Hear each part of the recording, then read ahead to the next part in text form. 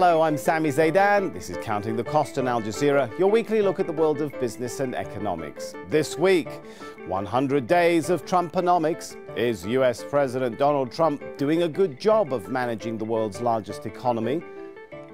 Also this week, China's cracking down on its shadow banking sector. It's been described as a ticking time bomb. Plus, why the founder of Wikipedia is on a mission to launch a news website, and he won't be using advertising or subscriptions to fund it. Now, new hires usually face a 3-month or 6-month performance review when they start a new job. Presidents of the world's most powerful economy face a first 100 days assessment. You see, back in the 1930s, Franklin D. Roosevelt launched the New Deal during his first 100 days. It was a series of laws and executive orders to fix the economy after that Great Depression. The New Deal was a huge success, and it set the bar pretty high. US presidents since then, including Donald Trump, have deemed it an unfair time frame. Trump has said in a tweet, the first 100 days milestone is a ridiculous standard. But let's face it, analysts and journalists look at the first 100 days because that's usually the best time for a president to push through new legislation. Now, when Trump took office, many people around the world feared there was a big shake-up coming. So what has actually happened over the past 3 months? Well, let's start with tax. On the eve of the 100-day deadline, Trump announced what he described as the biggest tax cuts in US history. But he didn't say how he would pay for them.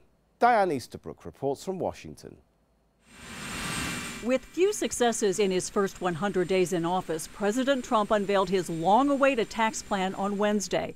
The administration says the plan will simplify the U.S. tax system by reducing the number of tax brackets, doubling the standard deduction for individuals and married couples, and cutting the corporate tax rate by more than half.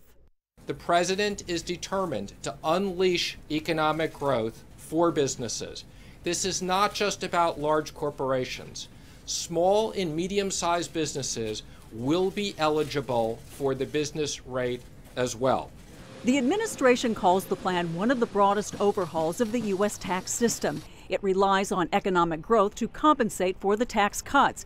But some opponents say the other provisions that lower capital gains taxes and eliminate the inheritance tax amount to welfare for the wealthy. There is something profoundly wrong when we have a president and we have congressional Republican leaders who are working overtime for tax breaks for billionaires, but they have nothing to say about raising the minimum wage. Tax reform is crucial for a president who has struggled to advance his domestic agenda since taking office 97 days ago. So far, the administration has been unsuccessful repealing the Affordable Care Act and implementing a travel ban on 6 Muslim-majority countries. While congressional Republicans embrace tax reform, some party leaders favor broader tax cuts than what the president is offering. That could mean the president's goal of getting a tax plan passed by the end of the year could be difficult. So what about other big campaign promises? Well, Trump vowed to get rid of bad trade deals. He did pull out of that Trans-Pacific Partnership Agreement, but since then his tone has softened. At the president's summit with China's Xi Jinping, the two leaders seemed eager to avoid a trade war. And Trump also decided not to formally label China as a currency manipulator. He's also decided not to pull out of the North American Free Trade Agreement. Instead, he wants talks with Mexico and Canada about reforming it. And what about building that wall and getting Mexico to pay for it? Well, Democrats say they won't authorize funding for it, so Trump didn't force a government shutdown over it. However, the Trump administration is slapping tariffs on Canadian softwood lumber. The tax averages 20%, so relations there are becoming frostier. Canada's been very rough on the United States. Everyone thinks of Canada as being wonderful, and so do I. I love Canada. But they've outsmarted our politicians for many years, and you people understand that. Joining us from Brussels now is Frederick Eriksson. He's the director of the European Centre for International Political Economy. Good to have you with us. What is Trumponomics? Do you have any idea? Well, I think there is sort of some broad elements of it, which is sort of cutting taxes, making sure that you spend more on investments, protectionism, at least sort of soft type of protectionism where you protect domestic producers a bit, but that doesn't really count as a school of thought. All right, well, let's take some of those one by one, shall we? The hopes of a spending boost and fiscal stimulus, are those expectations fading now? I think they are, and I think this is also what we're seeing on markets, that they started to value Trump on what he has basically said during his campaign, and that suggested there was going to be huge tax cuts combined with a lot of investments going into, public investments going into the US economy. But we are learning gradually now that tax cuts will be smaller, probably, and that there won't be that much investments. So, I mean, looking at the global impact of this, you don't think it's going to produce or encourage the return of US capital back to the US? I think that's going to depend on a number of factors, tax of course being one of them, and if there is a significant cut in corporate income taxation, that is likely going to drive some of this capital back home. But I don't think we're talking about sort of a wholesale transfer of all the money sitting on US corporate accounts in other parts of the world, because they have hesitancies about what type of economic future that Trump wants to see. They have hesitancies about whether you can produce competitively in the United States in future and whether you want to invest there. So only a portion of that money will come back to the United States. Let's talk a little bit about free trade, protectionism. He now says he's not going to cancel NAFTA, he just wants to renegotiate it. What does that tell us about where he stands or how his policies are shaping up towards global free trade? Well, I think what we have seen is gradually a president and an administration which is on a steep learning curve in terms of trade policy and what they actually can do. Despite all the huffing and puffing in the campaign about sort of punishing the Mexicans for having taken benefits of Americans in NAFTA and other economic relations they have, what we're seeing is basically an idea about pretty small reforms to be done to NAFTA.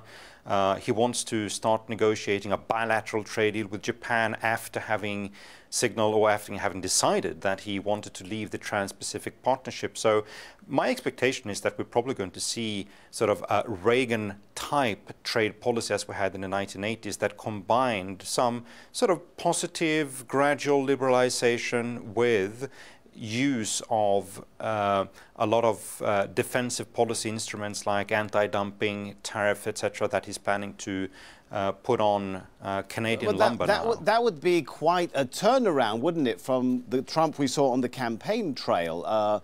So those expectations that he sounded like he was on the verge of wanting to overturn the whole global free trade and world economic system. Do you think that's no longer the case? No, I don't think it is the case. I mean, I have no idea what happens inside the head of President Trump, but I think he, like everyone else, will be confronted with a political and economic reality, which is that if he wants to behave in a protectionist manner against others, they will do the same against him, and that's going to hurt the US economy quite substantially. And I think that's what they've learned over the past 100 days, if not before. And since you mentioned Mexico, what's happening, do you think, with the wall policy? Now, that's not just about Mexico and the wall, of course. It's also tied into the budget and the shutdown that's potentially looming, and so on and so forth. Yeah, I mean, I have no idea what's going to happen to that wall, if it's actually going to be a physical wall, or if it's going to be a digital wall, or what type of wall that eventually is going to be there. But I think do you it's think one realism of is catching up now with that policy? Absolutely, absolutely. I mean, I think it's what we normally see when a normal type of presidency starts, that sort of you campaign in poetry and you rule, you govern in prose, and you have to you hit the buffer of political reality and you have to respond to what the world looks like, not what you said in your campaign speeches. All right, and I think you would tout that he's already taken steps towards unleashing the US energy industry. Do you think that's going to be a driver for growth of the US economy? I think it will. No doubt about it. I mean, United States is already very close of being self-sufficient on energy. Driving up production will increase export revenues and help to drive down the price of energy as well, and perhaps to maintain over a longer period of time a pretty sort of low trajectory for oil and energy prices, and I think that's usually a good thing for the economy. What do you make, though, of those economists who say it wasn't regulation that was the #1 thing strangling the US energy industry, as some of his supporters would make out? It was market forces. The price of oil was relatively low in historical terms, the demand for coal and so on and so forth, just opening more mines, and encouraging companies to pump more oil doesn't mean that there is that much more demand for it and it's going to boost the economy. No, not necessarily. I mean, I think you can find a lot of energy investment projects like the Keystone Pipeline, for instance, which you can motivate from a commercial and economic point of view. But then there are sort of a host of other things that Trump's have signaled he wants to do, like opening up all coal mines, which is basically start to produce something which there is an extraordinary low demand for right now. So it doesn't make sense, and it may not even become real. All right, good to get your thoughts on that. Thanks so much. Thanks. Well, still to come on Counting the Cost. It's now illegal to sell alcohol within 500 meters of India's state and national highways. That's driving some bar owners to extreme measures. Now, one of the founders of the online encyclopedia Wikipedia is turning his hand to the news business. Jimmy Wales has announced an online publication that pairs professional journalists with volunteer contributors. And it's in response, he says, to the explosion of fake news. Our technology editor, Tarek Bazley, has more. Anyone can write or edit the online encyclopedia Wikipedia, but rather than being filled with misinformation, its content is largely accurate. This is because no single person writes an article, anything can be disputed, and all edits must be supported by reputable sources. This means false or misleading information is more often than not flagged and removed. Not so for another of the world's most popular sites, Facebook. In recent months, it's come under fire for allowing the posting and sharing of false information, some of it pretending to be news. We can work to give people a voice, but we also need to do our part to stop the spread of hate and violence and misinformation. It's been argued that false and often inflammatory posts during the 2016 US presidential election campaign affected the outcome. President Donald Trump often criticizes what he calls the fake news media in the United States. But I am only against the fake news media or press. Fake. They have to leave that word. I'm against the people that make up stories and make up sources. The news is broken, but we figured out how to fix it. Now, the man who founded Wikipedia, Jimmy Wales, is applying the site's unique collaborative approach to the news. Online communities can really come together in an atmosphere of values, in an atmosphere of quality, to build something really interesting and really different. And I think by combining professional journalists with the community approach, we'll be able to create something new and different. WikiTribune is a news site with a new model for the news. WikiTribune, as the new online publication will be known, will hire professional journalists to work with volunteer contributors. It'll be funded from donations in the same way Wikipedia is. And it's this community that will get a say on the topics and stories covered. As the facts are updated, the news becomes a living, evolving artifact. Crowd-funded journalism has been tried before with limited success. The test now is whether WikiTribune's collaborative approach will meet the demand for accurate and credible news, and whether, in doing so, it can win the same support enjoyed by Wikipedia. It's time to fix the news. A big crackdown on what's known as the shadow banking system has been causing turbulence in Chinese stock markets. Shadow banking is basically high-risk lending, and it's grown over the years. Moody's says it reached 82% of GDP last year. It's been described as a ticking time bomb, though, with the potential to rock the Chinese economy. Now, what can rock China is a global issue. Beijing has the world's second largest economy after the US. Now, these financial products are being sold with little regulation and oversight, and they're also very complex. Well, joining me from Hong Kong now is Catherine Young. Catherine is the Director of Investment with Hong Kong-based Fidelity International. Good to have you with us. Help us, first of all, try and get a sense of the scale of this. Just how big is China's shadow banking industry? Well, in monetary terms, it's about $8.5 trillion US. In terms of the issue itself, I mean, this isn't the first time shadow banking has become an issue or sort of markets have been concerned about it. So throughout the years, we have heard a lot of noise around shadow banking. Well, over $8 trillion. That sounds like a lot of money. Take us through the nuts and bolts of it, and how does this shadow industry work? Essentially, think of it as on-balance sheet items versus off-balance sheet, and this is off-balance sheet. So you have products such as entrusted loans, wealth management products. We've seen a surge over the years, almost triple the amount from 3 years ago in terms of the demand for these products. Local government finance vehicles. So during the global financial crisis, the local governments would basically borrow money for things like making a road or bridges, etc., and they weren't seeing the revenue in return or paying back that debt. So in terms of outstanding debt in China, it's about 250% of GDP. But don't forget what's really, really important. This outstanding debt, whether it's off or on balance sheet, it's actually the responsibility of the government itself. Why some people are comparing it to a Ponzi scheme. Do you see it that way? I wouldn't call it a Ponzi scheme, but we only have to cast our minds back about 2 years ago when we saw the Chinese stock market, i.e. the A-shares, so they're the mainland Chinese bourses, Shenzhen, as well as Shanghai indices, really surge in that first half. And a lot of that rally was being underpinned by retail investors taking out loans or leveraging to buy the stocks. And it wasn't your blue chip companies that deliver good, not only capital appreciation, but income. It was your very small cap names. A lot of the time they might not have even known what the fundamentals or what the company itself did, because the investment horizon for, generally speaking, retail investors is very short.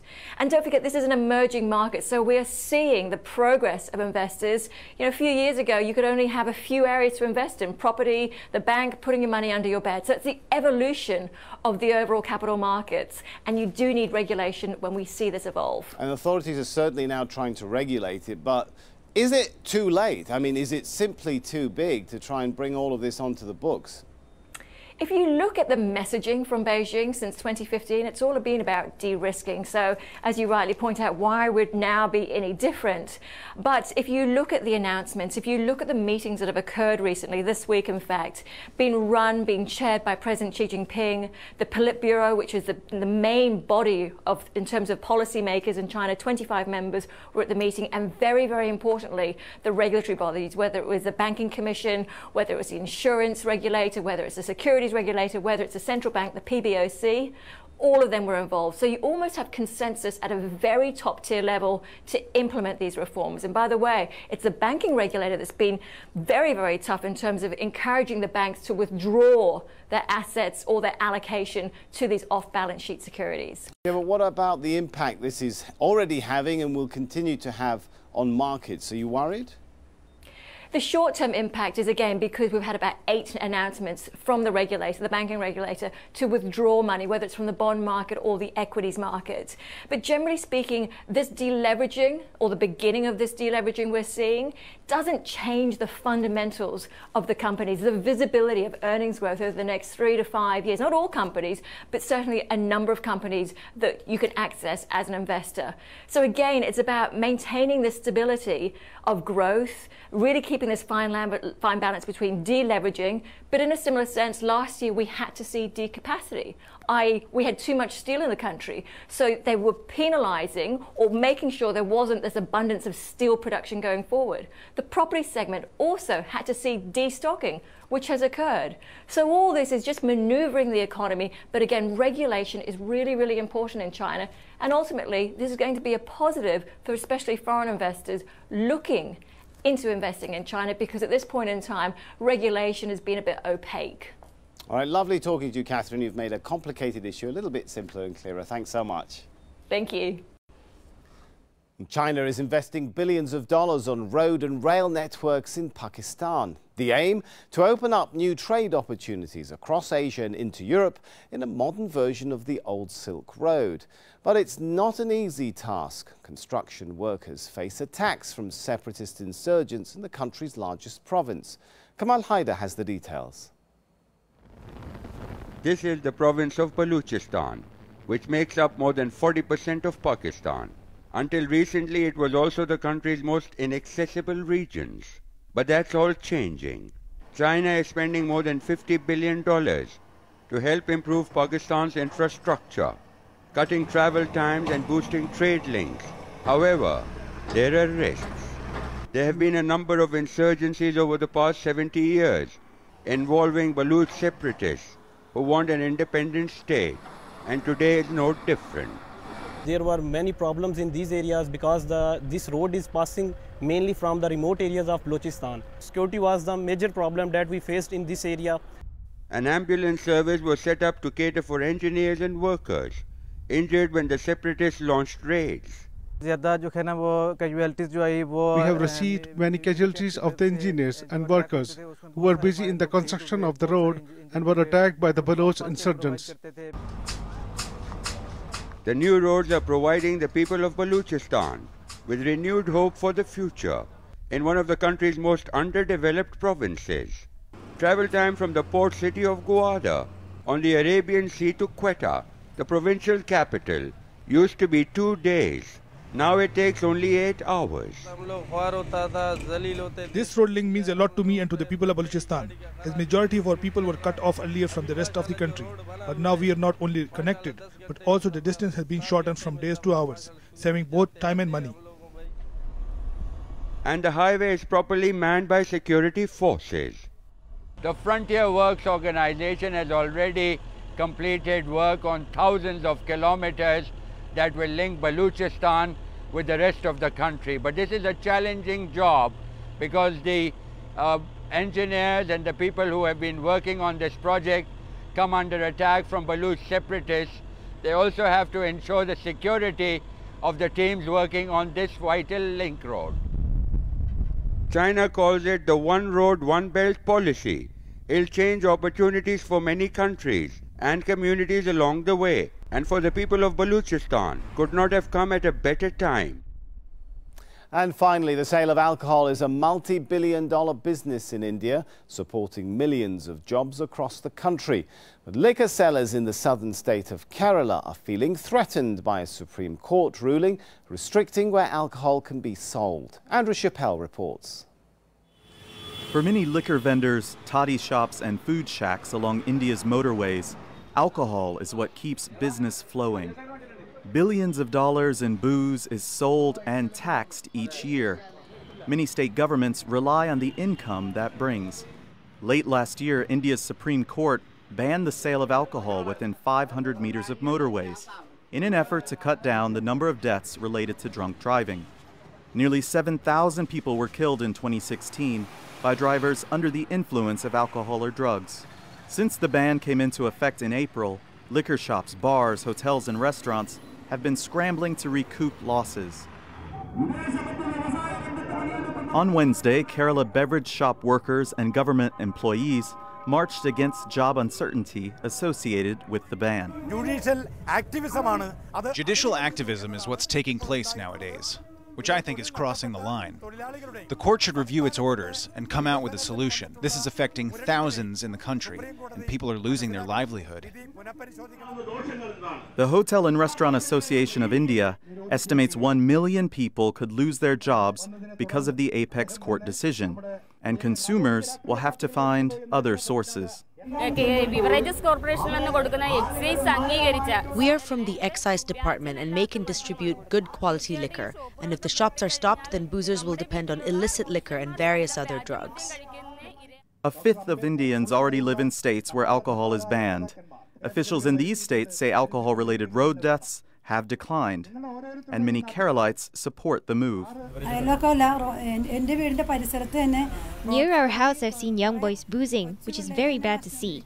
They're all losing their future, and I don't know what will happen if this continues. This is not only my opinion, but everyone thinks that it should be closed or removed forever. Some states are now reclassifying their motorways as urban roads to get around the ban, and shop owners are searching for their own creative solutions. This bar owner closed his entrance facing the highway, opened one out back, and then built a 250-meter zigzagging maze to get to the new entrance. A good effort, but it didn't work. His bar is still closed. And that's our show for this week. There's more for you online, though, at aljazeera.com/CTC. That'll take you straight to our page, which has individual reports, links, and entire episodes for you to catch up on. You can also get in touch with us through email. countingthecost@aljazeera.net is our address. That's it for this edition of Counting the Cost. I'm Sami Zaidan from the whole team here for now. Thanks for joining us. The news on Al Jazeera is next.